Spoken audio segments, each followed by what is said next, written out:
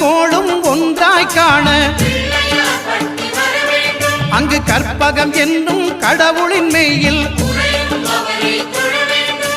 சூரியன் முதலாய் 9 கிரகமும் பலவித குணங்களை கொண்டிருக்கும் எங்கள் கற்பக தருவில் அவை வரும்போது ஒன்றாய் சேர்ந்து பலனளிக்கும்.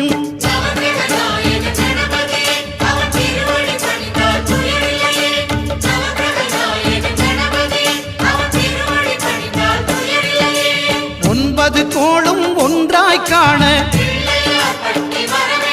அங்கு கற்பகம் என்னும் கடவுளின் மெய்யில்